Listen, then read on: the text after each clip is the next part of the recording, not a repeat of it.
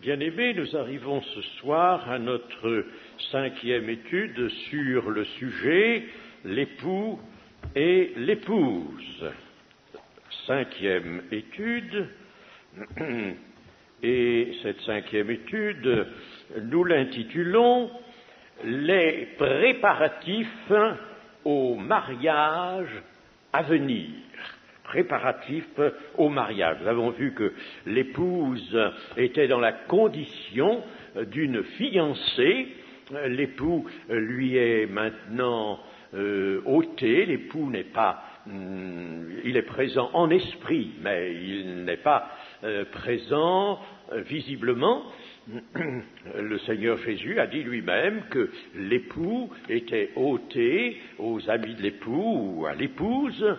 Et nous savons qu'il reviendra la chercher, qu'alors, dans la cité de Dieu, se célébreront les noces de l'agneau. Alors, les préparatifs au mariage. Je vous avais dit dès la première étude que notre thème, l'époux et l'épouse, allait mettre en particulière lumière la vie chrétienne.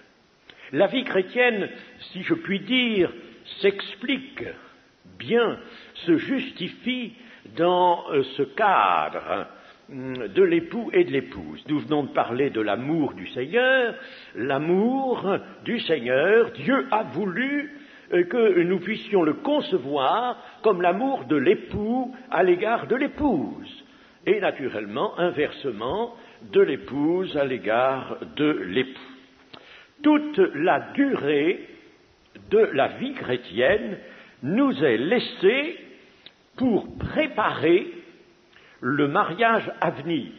Vous me direz, mais il y a aussi l'évangélisation. Naturellement, ce sont deux choses. L'évangélisation, nous allons d'ailleurs en dire quelque chose de cela, mais ça rentre aussi dans le cadre.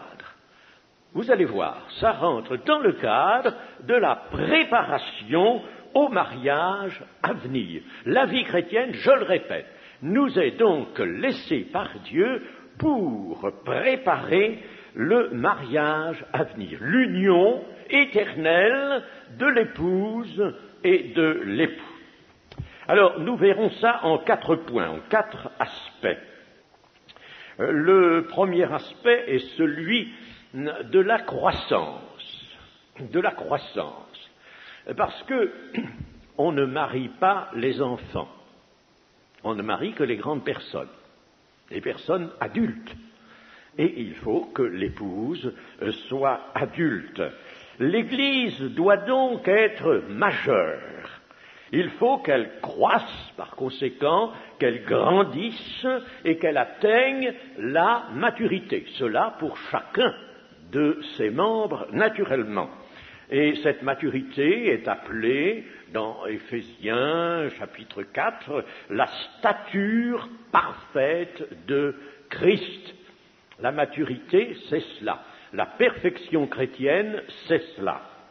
L'état d'homme fait aussi, ça se nomme dans l'Épître aux Hébreux notamment, chapitre 5. L'état d'homme fait, arriver à l'état d'homme fait, c'est-à-dire à la majorité, au plein développement, le plein développement que Dieu veut pour son Église. Il faut que nous soyons parvenus à l'état d'homme fait, dit Éphésiens 4.13, que nous soyons parvenus, il faut parvenir, il faut arriver à l'état d'homme fait. Et je vous lirai, outre le texte que je viens de citer très rapidement, je vous lirai 2 autres textes. D'abord Philippiens, Épître aux Philippiens, chapitre 1er, versets 9 à 11. Philippiens, chapitre 1er, verset 9. Et ce que je demande dans mes prières, c'est que votre amour augmente de plus en plus en connaissance et en pleine intelligence pour le discernement des choses les meilleures, afin que vous soyez purs et irréprochables pour le jour de Christ, c'est-à-dire pour le mariage, pour le jour de Christ, rempli du fruit de justice qui est par Jésus-Christ à la gloire et à la louange de Dieu. Il faut donc que l'Église croisse, grandisse, acquiert du discernement, le discernement des choses les meilleures, des choses qui sont selon la volonté de Dieu, et il faut pour cela que l'amour augmente de plus en plus en connaissance et en pleine intelligence. Voilà donc un texte qui nous montre bien le développement de l'Église tout entière, mais de chacun de ses membres aussi, naturellement. Un second texte dans 1 Thessaloniciens chapitre 3, verset 12. 1 Thessaloniciens chapitre 3, verset 12.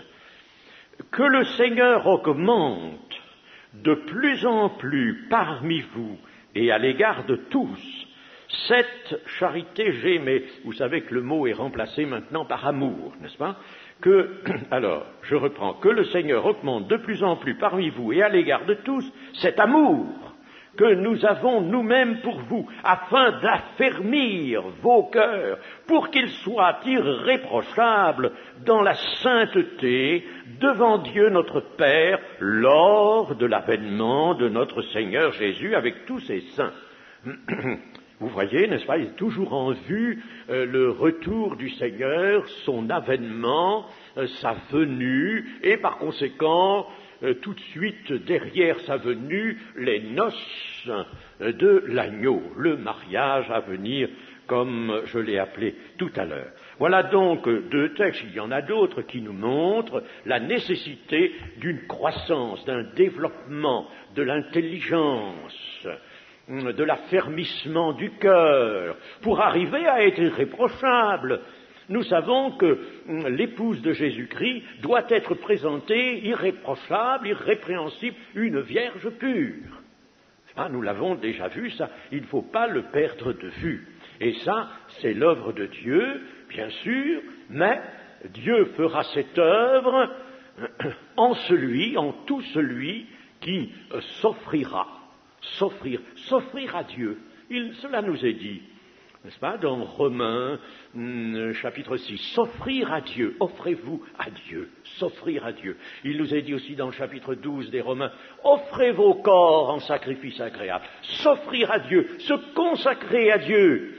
Et alors, Dieu sanctifie, Dieu fait croître, c'est Dieu qui fait croître. Paul nous le dit aussi dans les Corinthiens, c'est Dieu qui fait grandir, c'est Dieu qui fait croître, c'est Dieu qui développe, mais à condition que nous le voulions, que nous le désirions. Ce que nous devons avoir dans le cœur, c'est cet amour qui répond à celui de l'époux, cet amour que nous voyons, j'en reviens toujours à ce texte merveilleux du Cantique des Cantiques, nous voyons cela chez la Sulamite, n'est-ce pas? La Sulamite, la bien-aimée qui a son bien-aimé, eh bien, elle est animée d'un grand amour et d'une grande admiration pour son bien-aimé. Voilà donc le premier point. On ne marie pas des enfants, on marie des personnes majeures, des personnes qui ont grandi, qui se sont développées et qui ont cru. Deuxième aspect de cette préparation au mariage, il faut que l'épouse songe, comme le fait toute épouse dans toute famille, songe, et on songe à cela bien à l'avance, songe à sa robe de noces. Elle va devoir revêtir une robe de noces. Oh, mais ça, on y songe longtemps à l'avance. Moi, j'ai vu ça dans des familles, quelquefois 2 ans à l'avance, on pense à la robe de noces. Et on en discute. Eh bien là, il ne s'agit pas d'en discuter, mais il s'agit de la préparer, cette robe de noces. Voyons un premier texte, 2 Corinthiens 5, 2, 4. 2 Corinthiens 5, 2, 4.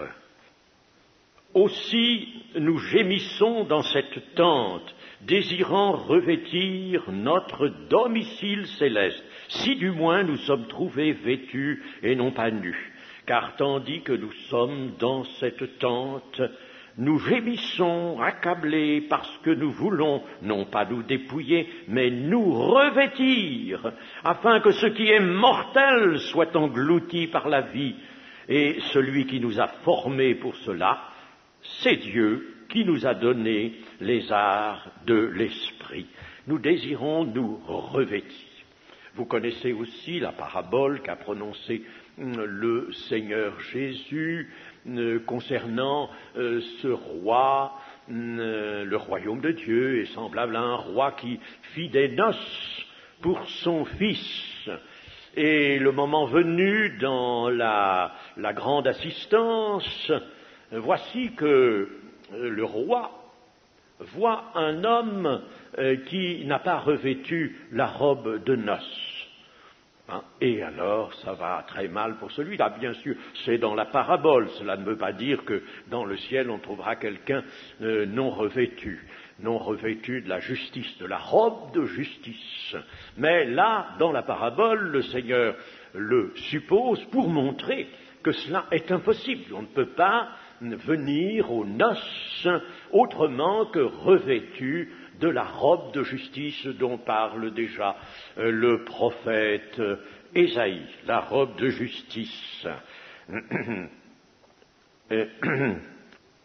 Autrefois, les sacrificateurs étaient revêtus des vêtements sacrés. Et cela est pour nous, bien sûr, une indication, un enseignement, par symbole, par image, mais nous retenons la chose, elle est certaine, ils étaient vêtus de vêtements sacrés. Il fallait, nous dit le 2e livre des Chroniques, il fallait qu'ils soient en même temps revêtus du salut.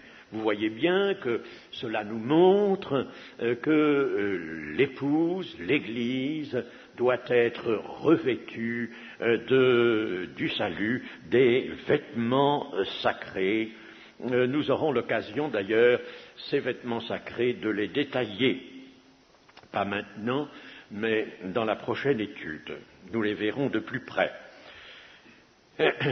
Par conséquent, ces vêtements de justice. Je vais lire un psaume 132 et verset 8. Psaume 132, verset 8. Lève-toi, Éternel, viens à ton lieu de repos, toi et l'arche de ta majesté. Que tes sacrificateurs soient revêtus de justice et que tes fidèles poussent des cris de joie. Vous savez que nous sommes un royaume de sacrificateurs pour Dieu. Dans l'Église, c'est ça, l'épouse, forcément, a cette... Pourquoi l'épouse est-elle vue comme un royaume de sacrificateurs pour Dieu? Eh bien, à travers notre thème de l'époux et de l'épouse, cela est très apparent. L'épouse est appelée à être ce qu'est l'époux. L'occasion de dire que l'épouse est appelée à régner, elle est appelée à s'asseoir sur le trône de son époux. Eh bien, il faut qu'elle soit sacrificateur, qu'elle soit composée de ces sacrificateurs, parce que Jésus est sacrificateur et roi. Ce sont les deux grands offices du Seigneur Jésus, souverain sacrificateur d'une part et roi d'autre part. Et ces deux offices se complètent l'un l'autre, s'emboîtent l'un l'autre, se suivent, si vous voulez, ou travaillent de concert l'un avec l'autre. Ce qui veut dire, par exemple, que si nous avons connu le Christ comme souverain sacrificateur, si nous l'avons connu comme souverain sacrificateur, c'est-à-dire si et vraiment il nous a lavés, il nous a nettoyés, il a lavé notre cœur, nous a régénérés, nous l'avons connu comme souverain sacrificateur, nous le connaîtrons comme roi. Vous voyez, il faut d'abord le connaître comme souverain sacrificateur, pour ensuite le connaître comme roi. Mais ceux qui ne l'auront pas connu comme souverain sacrificateur ne le connaîtront pas comme roi, c'est-à-dire ils n'entreront pas dans son royaume. Donc, les sacrificateurs, vous voyez, l'Ancien Testament nous le disait déjà, sont revêtus de justice. Et le prophète Ésaïe, que je citais à l'instant, c'est dans son chapitre 61 et verset 10, qu'il nous parle aussi de ce revêtement. 61, verset 10. Je me réjouirai en l'Éternel, mon âme sera ravie d'allégresse en mon Dieu, car il m'a revêtu des vêtements du salut, il m'a couvert du manteau de la délivrance, comme le fiancé s'orne d'un diadème, comme la fiancée se pare de ses joyaux, car comme la terre fait éclore son germe, et comme un jardin fait pousser ses semences, ainsi Seigneur l'Éternel fera germer le salut et la louange en présence de toutes les nations. Vous voyez, la terre fait éclore son germe. Le germe, c'est le Seigneur Jésus. Il est le fruit par excellence de la terre, le plus beau des fils de l'homme. Il est sorti du tronc d'Isaïe en germe pur, en germe juste. C'est le germe. L'homme, Zacharie l'appelle cet homme dont le nom est germe. Alors, tout cela, voyez, les prophètes avaient tous la même vision sur ce magnifique dessein de Dieu. Car comme la terre fait éclore son germe et comme un jardin fait pousser ses semences, alors les semences, c'est nous les semences nombreuses qui poussons. La première semence est tombée en terre, elle est morte, et puis alors une plante est sortie de terre, a porté du fruit, et nous sommes le fruit du Seigneur Jésus. Seigneur Jésus, mort et ressuscité. Alors, vous voyez, nous avons l'Évangile là, car il m'a revêtu des vêtements du salut, il m'a couvert du manteau de la délivrance, comme le fiancé, et l'allusion donc à ce thème de l'époux et de l'épouse est là aussi. Oui, quel accord il y a, quelle harmonie dans toute l'Écriture, c'est véritablement quelque chose de merveilleux, chers amis. Les textes d'Ésaïe ont été écrits 7 siècles avant notre ère. Alors, ça fait 20 siècles plus 7, 27 siècles ou 26 siècles et quelques, n'est-ce pas, que cela a été écrit. Et tout est en accord, tout est en harmonie. C'est vraiment merveilleux. Et puis, l'apôtre Paul, pour sa part, dans les Romains, mais je ne vais pas multiplier trop les citations, nous parle, lui, de revêtement. Il nous dit « dépouillez-vous ». N'oubliez pas de vous dépouiller. Il faut vous dépouiller des œuvres mortes, vous dépouiller de votre vieux vêtement pour revêtir, pour être revêtu de l'homme nouveau. Il dira même revêtu de Christ, soyez revêtus de Christ. Voilà le second aspect, la robe des noces, mais je vous le dis, nous y reviendrons en détail, nous verrons en détail cette robe des noces. Le troisième point est celui-ci, l'épouse, qui est encore, nous l'appelons l'épouse, mais je le redis, elle est encore dans la position de fiancée, puisque son époux n'est pas là. Les noces n'ont pas encore eu lieu. Eh bien, l'épouse doit apprendre pendant le temps de préparation, elle doit apprendre à participer à la gestion des biens du maître. Parce que les intérêts de l'épouse se confondront lorsque l'union aura eu lieu, le mariage aura eu lieu, les intérêts de l'épouse se confondront avec ceux de l'époux, les mêmes intérêts.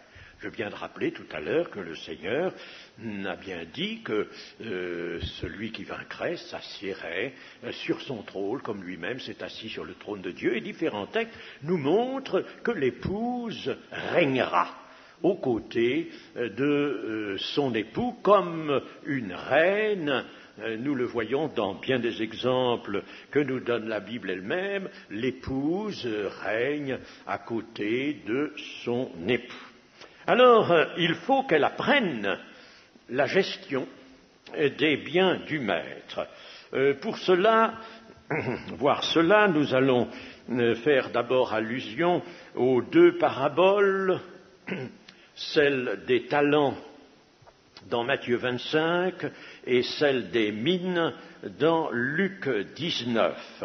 Je ne vais pas vous relire ces deux paraboles, je pense que je m'adresse à des frères et des sœurs qui lisent la Bible tous les jours, c'est vrai, tous les jours, et qui la méditent, Et par conséquent, quand vous lisez ces textes, vous n'êtes pas sans vous poser des questions, ou les poser au Saint-Esprit. Quand vous ne savez pas quelque chose, vous posez des questions, le Saint-Esprit vous éclaire, l'onction vous enseigne, et elle n'est point le mensonge. Il faut questionner le Saint-Esprit, pas avec bien sûr un esprit de curiosité ou un esprit de mise en doute, n'est-ce pas? Non, mais au contraire pour savoir, pour entrer dans la véritable compréhension. Bon, alors, nous avons ces deux paraboles. Je prendrai d'abord celle de Matthieu. Peut-être nous suffira-t-elle d'ailleurs, Matthieu 25. Matthieu 25,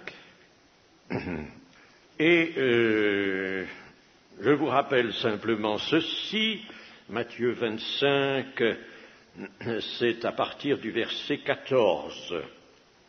Et le Seigneur commence cette parabole disant « Il en sera comme d'un homme qui, partant pour un voyage, appela ses serviteurs et leur remit ses biens. » Il leur remet ses biens.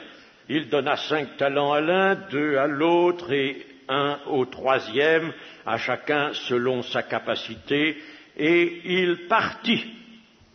Et ce qu'il veut et qui est tout à fait spécifié dans la parabole qui est à peu près parallèle, celle des mines dans Luc 19, la volonté du maître, c'est que ses serviteurs fassent valoir ses biens. Par serviteurs, bien entendu, ne cherchons pas à faire des catégories. Ces serviteurs, cela englobe tous les rachetés de Christ. Bon, alors, il désire que ses serviteurs, tous ceux à qui il a remis une partie de ses biens, les fassent valoir. L'époux, dont nous l'avons dit, est enlevé à son église, et avant de partir, l'époux confie à son épouse, à venir, il lui confie ses biens, déjà. Des talents, il ne faut pas prendre le mot dans le sens qu'on lui donne généralement, c'est-à-dire des aptitudes, des talents, des aptitudes à quelque chose, ou alors on pourrait tout de suite traduire des dons spirituels. Nous fausserions l'idée du texte. Les talents, c'était de l'argent, c'était des poids. Un talent, c'était un poids. C'était un poids d'or ou d'argent, mais on peut l'estimer aujourd'hui, le talent, à 6000 deniers. Vous voyez, c'était considérable. Même un seul talent était donc une somme déjà considérable. Et les talents correspondent à quoi? Eh bien, ils correspondent à l'objet du témoignage chrétien. Comment pouvons-nous faire valoir? C'est par le témoignage. Nous recevons le baptême du Saint-Esprit pour être les témoins du Maître partout sur la terre. Alors, l'objet, c'est le témoignage chrétien, c'est-à-dire les biens du Seigneur sont la parole de vie, la puissance de l'Esprit, l'Évangile, disons d'un mot, l'Évangile. Et nous allons voir en effet comment l'apôtre Paul fait valoir, lui, les biens de son Maître. Je vous rappelle simplement, ne tournez pas vos pages, je vous rappelle des citations que vous connaissez. Paul, par exemple, dans Romains 15, dit « J'ai abondamment répandu l'évangile de Christ. » J'ai abondamment répandu l'évangile de Christ. Alors, vous voyez, je vous avais dit tout à l'heure, nous serons obligés, dans l'étude des préparatifs au mariage, de faire entrer l'évangélisation. C'est la mise en valeur des biens du Maître. Alors, abondamment répandu l'évangile de Christ. Donc, en faisant cela, Paul a fait valoir les biens de son Maître.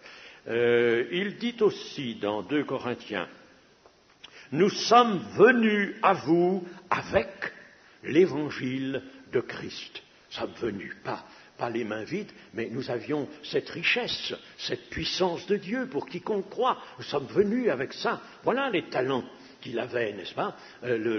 L'évangile qui est une puissance et dont il se servait pour faire valoir, pour multiplier, pour amener des âmes à Christ. C'est ça, faire valoir. Il dit encore dans 1 Corinthiens, « C'est moi qui vous ai engendré par l'évangile. » C'est moi qui vous ai engendré, je vous ai amené à la nouvelle naissance.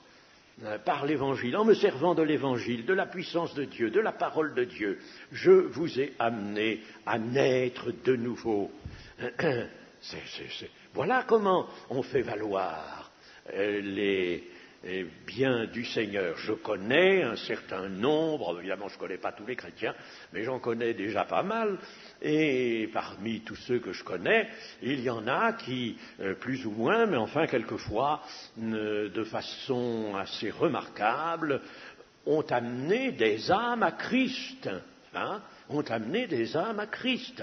Ils ont fait ainsi valoir les biens du Maître.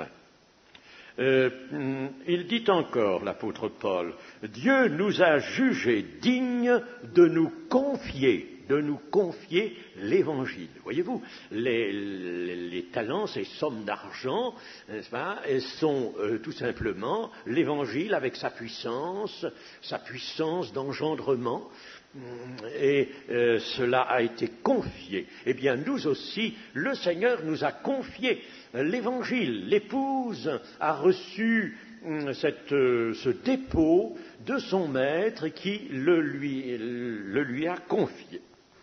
Ce faisant,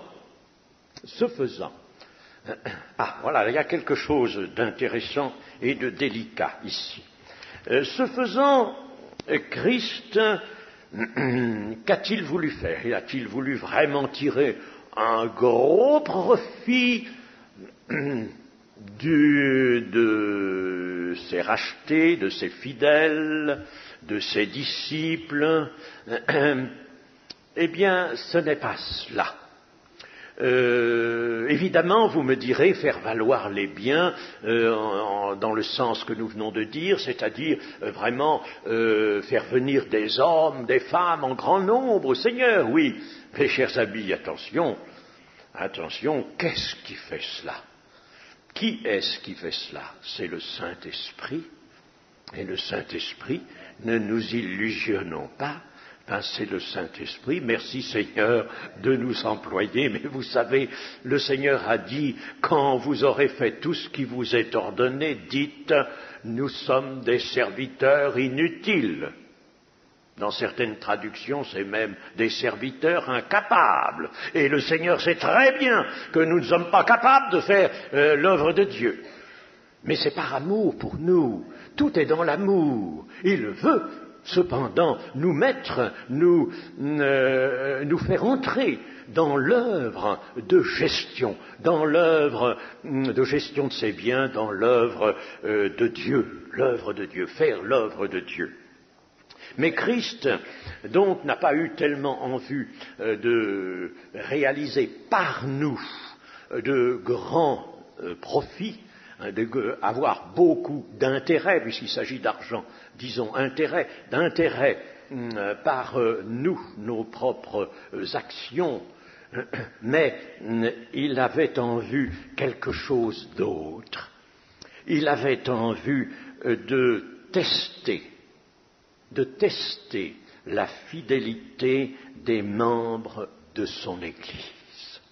Et c'est pour mettre en évidence la fidélité de l'épouse ou des membres de l'Église, si vous voulez, pour mettre leur fidélité en évidence, qu'il nous a demandé ça. En effet, dans Matthieu 25, la parabole des talents, nous lisons au verset 21.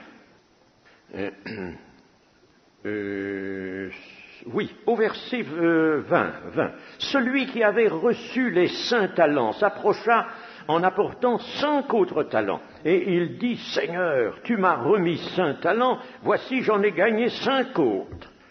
Son maître lui dit, c'est bien, bon et fidèle serviteur, tu as été fidèle en peu de choses,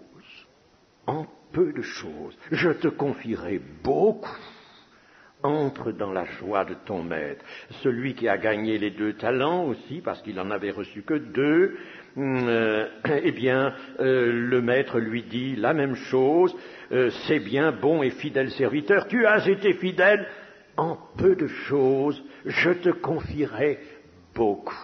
Voyez-vous, il veut que la fidélité ait l'occasion ainsi, dans la gestion des biens du maître, de se manifester. La fidélité. Tu as été fidèle en peu de choses, et pourquoi en peu de choses?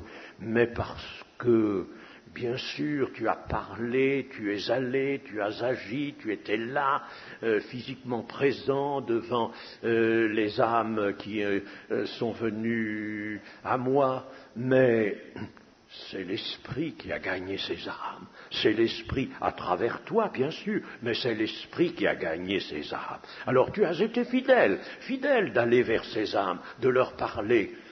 Tu as été fidèle en peu de choses. Mais plus tard. Alors, du fait de ta fidélité, maintenant, je pourrai plus tard te confier de grandes choses, les choses vraiment grandes. Cela après les noces de l'agneau, bien entendu. En faisant valoir les biens du maître, l'épouse se sera donc montrée capable d'une beaucoup plus grande responsabilité. Elle pourra faire face à une responsabilité bien plus grande. Mais il y a aussi des membres de l'Église qui peut-être n'auront rien fait valoir du tout. Au verset 26 de la même parabole, nous lisons son maître, il y a un peu plus haut un homme qui vient, il n'avait reçu qu'un talent. Et il s'approche du maître en disant, Seigneur, je savais que tu es un homme dur, qui moissonne où tu n'as pas semé, qui amasse où tu n'as pas vanné. J'ai eu peur, et je suis allé cacher ton talent dans la terre. Voici, prends ce qui est à toi.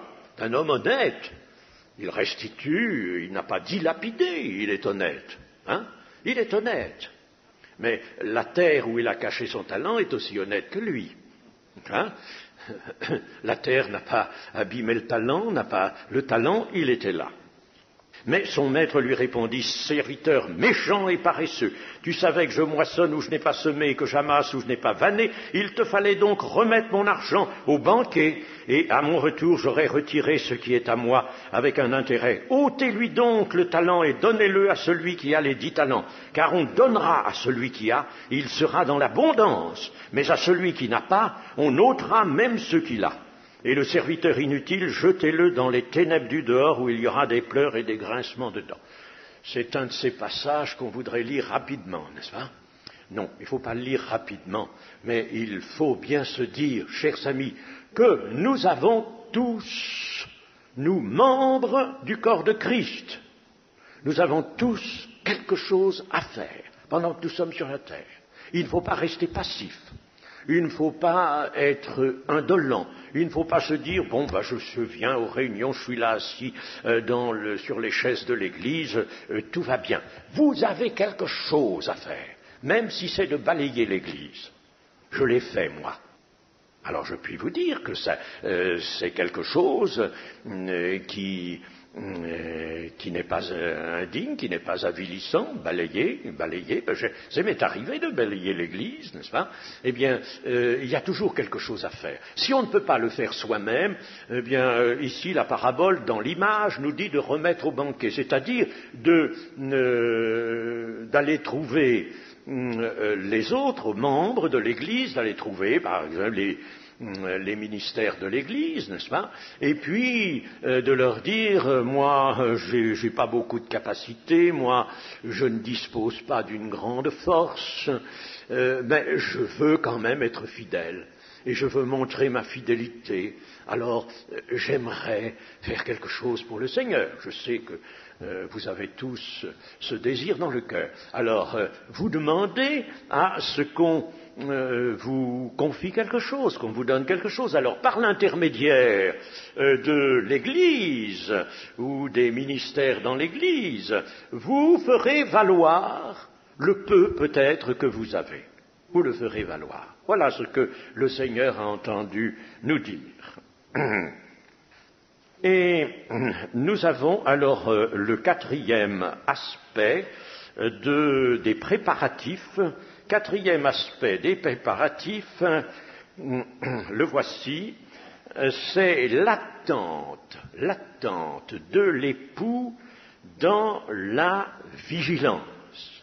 L'épouse donc attend son époux. Nous savons bien que la fin de la Bible est comme ceci, et l'Esprit, dans l'Apocalypse, et l'Esprit et l'épouse disent « Viens », et que celui qui entend dise « Viens », et que celui qui a soif vienne, et que celui qui veut prenne de l'eau de la vie gratuitement. Voyez-vous, l'Esprit de Dieu qui est avec l'épouse, l'Esprit de Dieu est avec l'épouse, il est là. C'est le grand, comment pourrait-on dire, le grand intendant, si vous voulez. Il est là avec l'Église et tous deux ensemble s'expriment en disant « Viens Seigneur Jésus, viens, viens, Amen, viens Seigneur Jésus ». Alors il est normal que l'épouse aspire à la venue de l'époux. Nous avons là un texte important dans cet ordre de choses, concernant l'attente de l'époux par l'épouse. Nous avons la parabole des 10 vierges, notamment. Parabole des 10 vierges qui est aussi dans Matthieu 25, dans les 13 premiers versets. Et cette parabole nous apprend que nous ne savons pas l'heure du retour de l'époux, ni même le jour. Enfin, les textes, le contexte nous le dit. Nous ne savons pas à quelle heure, ni même le jour, à quel jour le Seigneur reviendra. Mais il faut que l'attitude de l'Église, en tout temps, soit celle qui correspond aux vierges sages. Vous savez qu'il y a 10 vierges, il y en a 5 qui sont folles, 5 qui sont sages. Les sages et les folles ont pris toute une lampe pour aller à la rencontre de l'époux. On croyait que l'époux allait venir normalement, comme cela se passait dans la tradition, selon la tradition, vers entre 18h et 19h. À ce moment-là que l'époux arrivait. Alors, elles sont parties avec leur lampe. Et il y avait de l'huile dans la lampe, dans toutes les lampes, il y avait de l'huile. Mais les sages se sont dit, et aurons-nous assez de cette huile-là? Et elles avaient d'ailleurs pris le pli d'avoir toujours une réserve d'huile. Elles avaient une réserve, elles avaient un petit vase en dehors de la lampe, un petit vase rempli d'huile pour éventuellement compléter le réservoir de la lampe. Quant aux vierges qui sont folles, elles sont parties dans l'insouciance, elles ne prenaient jamais la précaution d'avoir cette petite réserve. Et alors, elles sont parties comme ça, on va attendre l'époux, on entrera dans la salle des noces, mais bien sûr, elles étaient confiantes, peut-être trop en elles-mêmes, confiantes dans l'insouciance, mais pas sagement confiantes. Et alors, elles n'avaient pas cette réserve d'huile, c'est ce qui fait la différence entre les deux catégories de vierges. Et à quoi correspond ce petit vase de réserve de l'huile? Cela correspond, chers amis, à la vie intérieure de l'esprit, où on a une vie intérieure, qui est la vie de l'esprit, où on en a peu, où on en a peut-être pas. Alors, on est bien, certes, membre de l'Église, mais on ne prend pas soin, par vigilance, par sage réflexion, par une piété persévérante, par une adoration continuelle et fervente de son Seigneur, on n'a pas pris la précaution de soigner sa vie intérieure, qui est la vie de l'esprit. Je ne veux pas dire que la réserve soit uniquement la plénitude du Saint-Esprit. Non, je pense que c'est la vie intérieure qui fait défaut chez les folles. C'est la vie intérieure. Alors, elles ont bien leur lampe allumée, mais ça ne va pas loin, ça ne peut pas durer longtemps. Alors, si le maître était venu entre 18 et 19 heures, tout se serait bien passé pour les folles comme pour les autres, et elles seraient toutes entrées parce que leur lampe aurait encore donné sa lumière. Mais voici que l'époux tarde. L'époux tarde. Et toutes les vierges s'endorment, elles s'endorment. Ce qui ne veut pas dire, n'interprétez pas surtout cela comme signifiant que l'Église s'endort. L'Église, il faut qu'elle soit réveillée. Non, mais c'est dans la parabole que le Seigneur met ça. Il veut que les vierges s'endorment toutes de façon à ce que toutes soient placées dans les mêmes conditions lorsque l'époux revient. Lorsque l'époux revient, c'est la surprise. Tout le monde dort, alors il y a un cri, voici l'époux. Alors vite, il faut sortir de son sommeil, il faut se réveiller, c'est une surprise. Et c'est cela que le Seigneur Jésus a voulu. C'est une surprise. Vous ne saurez pas à quelle heure viendra votre mère. Vous ne le saurez pas. Vous ne pourrez pas le savoir. Il faut que vous soyez toujours prêts. Et alors les sages, elles ont cette réserve d'huile. Alors évidemment toutes les lampes, n'est-ce pas, clignotent un petit peu, c'est prêt peut-être de s'éteindre, mais les sages, vite, elles remplissent le réservoir. Les autres, elles n'ont pas de réserve. Elles n'ont pas de réserve. Alors elles demandent, mais l'échange n'est pas possible. Elles vont chez des marchands essayer de trouver de l'huile au dernier moment. Ce n'est pas au dernier moment qu'on prend les dispositions.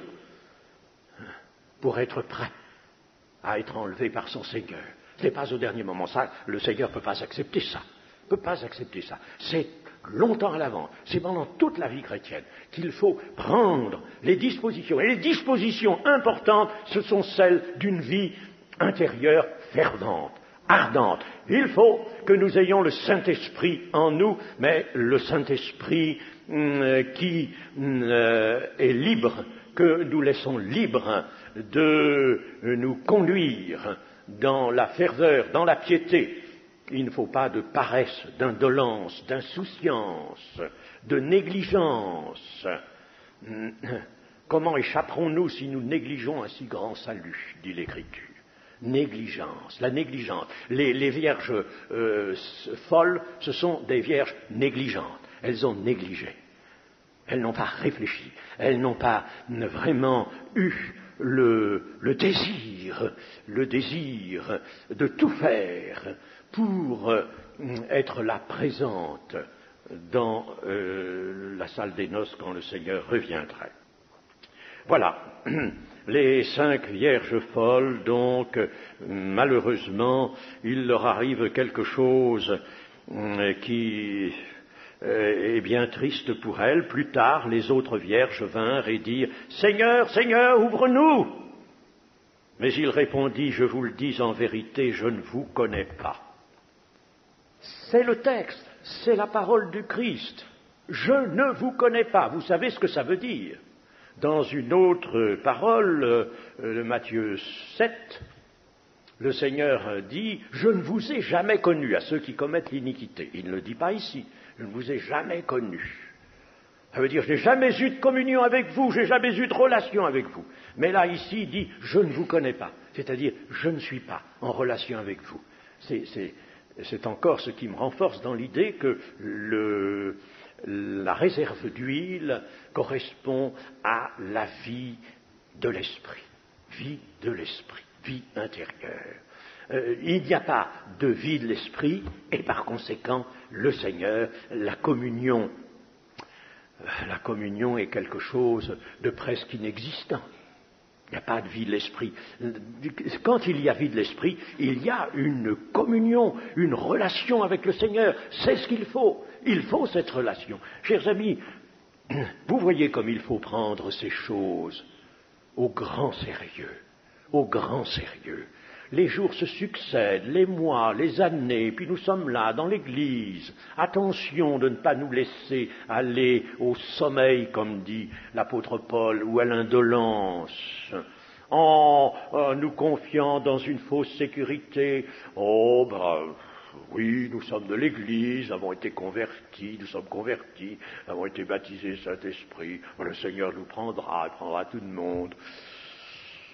Je ne veux pas, voyez-vous, interpréter ce que dit le Seigneur. Mais je le répète, je vous le dis en vérité, je ne vous connais pas. Je ne vous connais pas. C'est quelque chose d'infiniment sérieux. De son côté, lui, Dieu a tout préparé. Il a tout préparé. Christ a préparé une place pour s'y racheter. Dieu a préparé une cité qui déjà est appelée l'épouse. En avant. L'épouse, femme, la femme de l'agneau, dans Apocalypse chapitre 21, versets 9 et 10.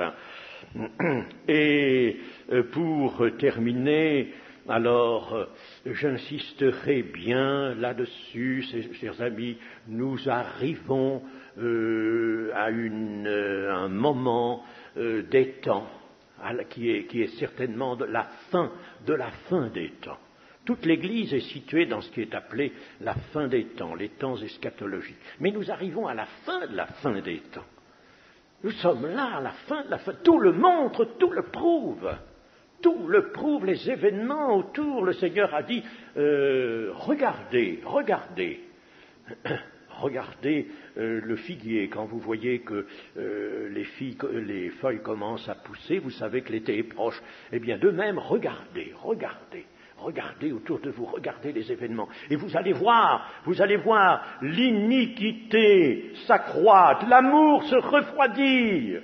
Chers amis, le spectacle que nous donne la société humaine est tragique, tragique. Nous voyons vraiment que l'amour s'est refroidi au point que quantité d'hommes veulent ignorer Dieu, veulent même mépriser sa parole.